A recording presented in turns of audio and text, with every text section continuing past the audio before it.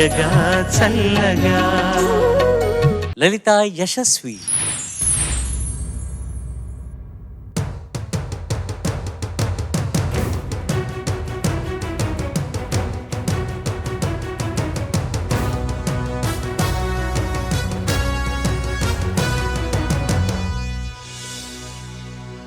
దేశమంటే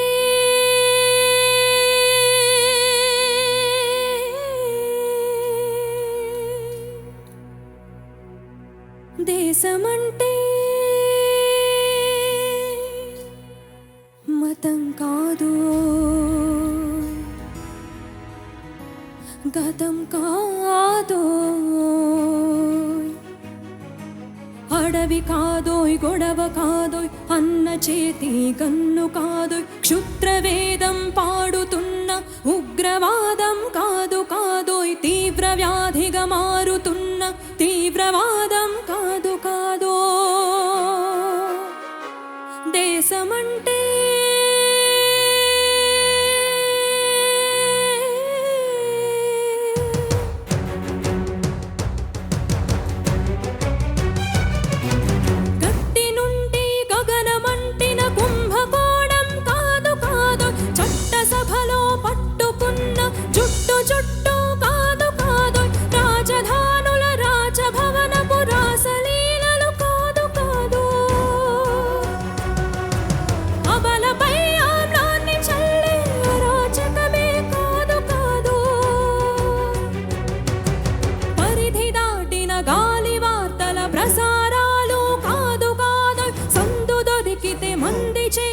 సమ్మె కాదోయ్, బంధు కాదోయ్, ప్రాణధనమానాలు తీసే పగల సెగల పొగలు కాదు.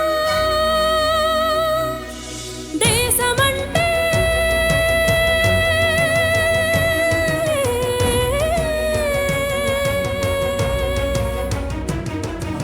దేశమంటే మట్టి కాదోయ్, దేశమంటే మనుషులు.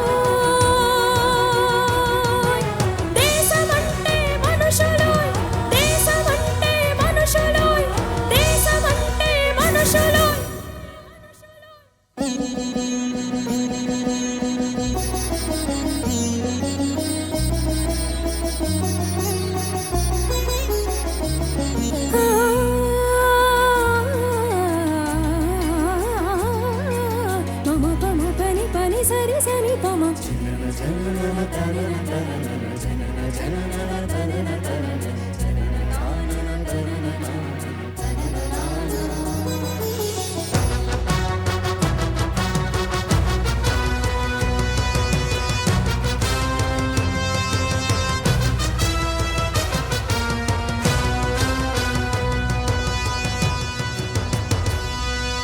ప్రేమించు, ప్రేమ పంచు, ప్రేమగా జీవించు.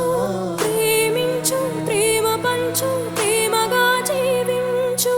ద్వేషమెందుకు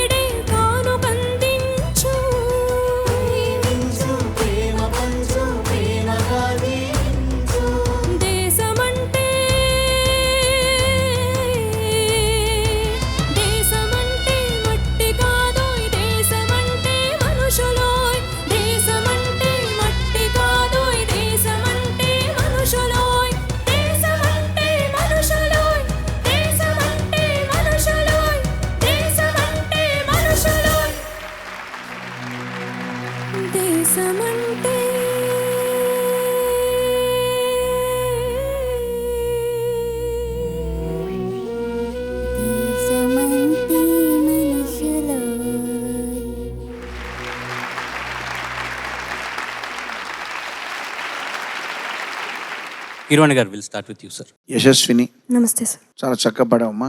thank you sir. Balu garu అద్భుతంగా పాడిన పాటని ఇది సాహసం చేసి నువ్వు ఫీమేల్ వాయిస్లో పాడడం అనేది అదొక సాహసం. అయితే దీంట్లో గుక్క తిప్పుకోకుండా పాడాల్సిన సందర్భాలు ఉన్నాయి. అవి స్పష్టత చెడకుండా, భావం చెడకుండా అవి నువ్వు చక్కగా నిర్వర్తించావు. Thank you sir. అభినందనలు నీకు. Thank you sir. చాలా బాగా పాడావమ్మా. Thank you sir. ఈ పాట రాసిన మా మిత్రులు చంద్రబోస్ గారు ఇక్కడే ఉన్నారు. ఆయన హింసలెందుకు సమస్యలను నవ్వుతూ పరిష్కరించు అన్నారు. అది ఒక్కటి, అది మొత్తం పాట ఆ ఒక్క లైన్ ఫాలో అయితే చాలా సమస్యలు అసలు ప్రపంచంలోనే ఉండవు. నవ్వుతూ పరిష్కరించడం అన్నది సామాన్యమైన మాట కాదు. అది అందులో హింస అంటే మనుషులు చంపుకోవడం, నరుక్కోవడం మాత్రమే కాదు, మాటలతో ఆరోపణలు, మాటలతో అటాక్ చేయడం కూడా హింస లాంటిదే. తిట్టుకోవడం కూడా ఒక రకమైన హింసే. తిట్టుకోవడం, చంపుకోవడం ఇవన్నీ హింసలే. ఇవన్నీ కూడా చక్కటి చిరునవ్వుతో పరిష్కరించవచ్చు అనే దాంట్లో చాలా గొప్ప ఇది బోధ ఉంది. అందులో దేశం అంటే మట్టి కాదో, దేశం అంటే మనుషులు అయిన గురజాడ అప్పారావు గారి అమృతతులైన వాక్యాలని సపోర్ట్ చేసే వాక్యం. అది సామరస్యంలోనే మొత్తం అంతా ఉంది. ఆ సామరస్యం ఉండాలంటే ముందర మనుషులు కావాలి అని అనుకోవాలి మనం. ఆ లక్షణాన్ని ఉద్బోధించే పాట నువ్వు చక్కగా చెప్పావు. అయితే ఈ సభాముఖంగా నాకు ఒక చిన్న అబ్జెక్షన్ కూడా ఎప్పటి నుంచో ఉన్నదాన్ని చంద్రబోస్ గారిని అడగదలుచుకున్నాను. ఆయన మాట్లాడినప్పుడు చెప్తారు. ఇందులో నాకు మొత్తం పాట అంతా ఎంత ఇష్టమో కొంత వెటకారం కూడా ఉంది. ఇందులో గతం కాదో అన్నది నాకు అభ్యంతరం ఉంది. గతం కాదు అని మతానికి ప్రాస కోసం రాశారా? ఎందుకంటే దేశం అంటే గతమే. గతంలో ఎందరో చేసిన త్యాగాలు, వాళ్ళ యొక్క పోరాటాలకు ఫలితంగా ఈ దేశం ఏర్పడింది. కాబట్టి గతం కాదో అనడం ఎంతవరకు సముచితం ఆయన చెప్తారు. ఎప్పటి నుంచో ఆయన అడగాలనుకుంటున్నాను. కలిసిన ప్రతిసారి వేరే ముచ్చటించుకుంటాం కాబట్టి ఇట్లాంటివి నేను మర్చిపోతూ ఉంటాను. బాగా గుర్తొచ్చింది నాకు ఇప్పుడు. చక్కగా పాడావమ్మా, అద్భుతంగా పాడావు. అభినందనలు నీకు. Thank you sir. లలిత, నమస్తే సార్. చాలా బాగా పాడావు. ఎన్నాళ్ళు సాధన చేసావమ్మా? 3-4 days. ఇంతకుముందు విన్నావు ఈ పాట? నువ్వు ప్రాక్టీస్ చేయడం కంటే ముందు విన్నాను సార్. పాట బాగా నచ్చిన పాట నీకు? అవును సార్. చాలా బాగా పాడావు, మనసు పెట్టి పాడావు, పాటలో లీనమై పాడావు. Thank you sir. చాలా సంతోషం.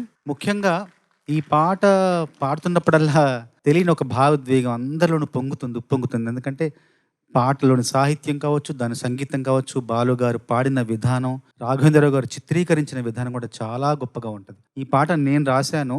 నా భార్య ఈ పాటకు నృత్య దర్శకత్వం వహించింది. మా ఇద్దరి భాగస్వామ్యం ఉంది ఈ పాటలో. ఈ పాట సందర్భం రాఘవేంద్ర గారు చెప్పిన తర్వాత నేను రాసి తీసుకెళ్ళిన తర్వాత ఆయన నచ్చిన తర్వాత కీరవాణి గారితో సంగీత చర్చలు అన్నపూర్ణ స్టూడియో పక్కన ఒక హోటల్లో కూర్చున్నాము. అబోని అనే హోటల్లో కూర్చున్నాము. అప్పటి వరకు కీరవాణి గారికి ఈ పాట గురించి ఏమీ తెలియదు. వచ్చి కూర్చున్న తర్వాత హార్మోనియం పెట్టే ముందు కూర్చొని ఆ సాహిత్యం ముందు ఇచ్చాము.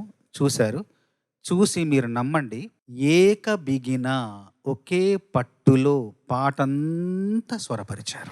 ఒకసారి ఒక వాక్యం అని, మళ్ళీ ఇంకో వాక్యం అని, మళ్ళీ మొదటి వాక్యాన్ని సరిచేసి, మళ్ళీ మార్పులు, చేర్పులు, కూర్పులు ఏమీ లేవు. అలా సాహిత్యాన్ని చూశారు. 2 సార్లు చూశారు, 3 సార్లు చూశారు. మనసులో అనుకున్నారు. హార్మోనియం పెట్టె మీద మొత్తం సాహిత్యం అంతా అలా అలా అలా అలా అనుకుంటూ అల్లుకుంటూ పాట అంతా పూర్తి చేశారు. రాఘవేంద్రరావు గారికి మేమైతే అందరం దిగ్భ్రాంతి చెందాం. ఏంటి ఇంత వేగంగా, ఇంత అద్భుతంగా, ఇంత గొప్పగా పాటను ఇలా మా కళ్ళ ముందే ఆ పాట పుట్టుక జరిగింది. అది ఇప్పటికీ మర్చిపోలేని అంశం. అట్లాగే కీరవాణి గారికి బాగా నచ్చిన వాక్యం ఏంటంటే, హింసలెందుకు సమస్యలను నవ్వుతోనే పరిష్కరించు. నాకు బాగా నచ్చిన వాక్యాలు ఏంటంటే, మనిషికి ఎన్ని అలంకారాలన్నా ఉండొచ్చు, మెళ్ళో హారం ఉండొచ్చు, భుజకీర్తులు ఉండొచ్చు, కంకణాలు ఉండొచ్చు, కానీ కిరీటమే మాత్రం కిరీటం యొక్క దర్పం, కిరీటం యొక్క గొప్పతనం వేరు. అట్లాగే ఈ పాటలోని కిరీట సమానమైన పంక్తులు ఏంటంటే, క్రోధమెందుకు కరుణ పంచు, స్వార్థమెందుకు సహకరించు, పంతమెందుకు పలకరించు, కక్షలెందుకు కౌగిలించు. ఈ 4 వాక్యాలను పాటిస్తే చాలు, జీవితం ఎంతో సంతోషంగా, ఎంతో సంతృప్తిగా, సమాజం అంతా ఎంతో సస్యశ్యామలంగా ఉంటుంది. అట్లాగే కీరవాణి గారు అభ్యంతరం చెప్పినంటే దాని గురించి ఒక వివరణ అడిగారు. గతం కాదోయ్ మతం కాదు. మతానికి ప్రాస కోసం వాడారంటే, మతానికి ప్రాస కోసం మాత్రమే వాడిన మాట కాదు.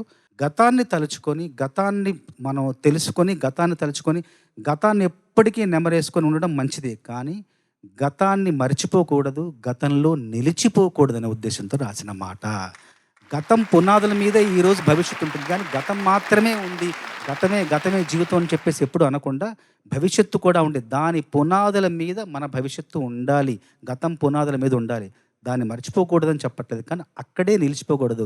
మా తాతలు నేతులు తాగారు, మా మూతుల వాసన చూడండి అని కాకుండా మనమేం చేశాము, ఆ త్యాగధనుల వాళ్ళ పునాదులపైన నిర్మించబడిన ఈ భారత జాతి మీద మనం ఈరోజు ఉంటున్నాం కదా, మనం ఏం చేస్తున్నాం, మనం ఏం చేయాలి, మనం ఎలా మసలుకోవాలి, ఎలా నడుచుకోవాలనే కర్తవ్య బోధ చేసే పాట కాబట్టి ఇది గతం మాత్రమే కాదు, భవిష్యత్తు కూడా ఉంది, వర్తమానం కూడా ఉంది.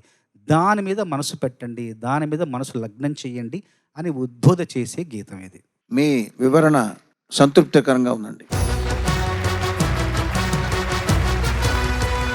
ఇద్దరు గొప్పవాళ్ళు మాట్లాడుకుంటే ఆ సంభాషణలో కూడా మనం నేర్చుకునేది ఎంత ఉంటుంది అనడానికి ఉదాహరణ సార్ ఒక ప్రశ్న అడగటం, చంద్రబోస్ గారు దానికి జవాబు చెప్పటం. మొత్తంగా ఈ పాట ఎన్నిసార్లు విన్నా, ఏ స్టేజ్ మీద విన్నా కూడా కలిగేది ఒకటే అనుభూతి. చెప్పలేనంత ఉద్వేగం, చెప్పలేనంత అణుచుకోలేనటువంటి కోపము, అయ్యో ఇలా కదా ఉండాలి అని ఇన్స్టెంట్గా అన్ని రియాక్షన్స్ ఈ పాట ద్వారా కలుగుతాయి.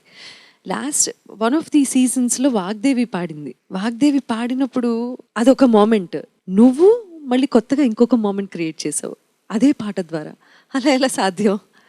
అది ఆ పాటలో ఉన్నటువంటి గొప్పతనం. ఆ మహానుభావులు గొప్పవాళ్ళతో మనం ఉన్నాము, మనం నిజంగా అదృష్టవంతులం. నాకు రకరకాల సమస్యలు ఉంటాయి, రకరకాల ప్రశ్నలు మాత్రమే ఉంటాయి ప్రపంచంలో. చాలా వాటికి క్వశ్చన్సే ఉంటాయి. ఇలా ఎందుకు, ఇది కాదు కదా, ఇది కాదు కదా, ఇలా ఏమిటి, అలా ఏమిటి, కానీ సమాధానాలు చెప్పేవాళ్ళు తక్కువ మంది ఉంటారు. ఈ పాటలో ప్రశ్న ఉంది, సమాధానము ఉంది. అది నాకు చాలా నచ్చినటువంటి అంశం. కానీ మనసు కలిచివేసే విషయం ఏంటి అంటే, మల్లె పువ్వు లాంటి బాలల తెల్ల కాగితం వంటి బ్రతుకులు రక్త చరితగా మారకుండా రక్షించు అని పదే పదే పదే పదే పదే పదే చెప్తున్నా కూడా సమాజం ఏమీ మారటం లేదు. మనం రోజుకి ఎన్నో ఎన్నో ఎన్నో వింటూనే ఉన్నాం ఇటువంటివి. సో నాకు Sunitha Krishnan is a good friend. వారు చేసేటటువంటి సేవ ప్రపంచంలో నాకు తెలిసి వేరెవరు చెయ్యరు. నోబెల్ ప్రైజ్ లాంటివి వస్తే ఆవిడికి రావాలి. అలాంటి బాలల నిజంగా ఎంత 7,500 మందో 7,000+ గర్ల్స్ ఆవిడ రక్షిస్తున్నారు. మారకుండా రక్ష కలిగించు అని రాశారు కదా చంద్రబోస్ గారు. సునీత కృష్ణన్ పేరు రాయాలి అక్కడ. సో ఇటువంటివి జరగకూడదు, ఇటువంటి వాళ్ళు ఉండకూడదు. But we can do anything. ఇది వెళ్తూ ఉంటే ఈ డిస్కషన్ ఎటో పోతుంది. కానీ అవేవి లేని సమాజాన్ని మనం కూడా బతికున్నప్పుడు చూసే రోజు రావాలని మాత్రం మనస్ఫూర్తిగా కోరుకుందాము. అద్భుతమైన పాట పాడావు. Thank you ma'am. అద్భుతంగా పాడావు, చాలా కాన్ఫిడెంట్గా పాడావు. Thank you ma'am. అంతే, ఏం చెప్తావు. Superb singing. Thank you. Thank you so much.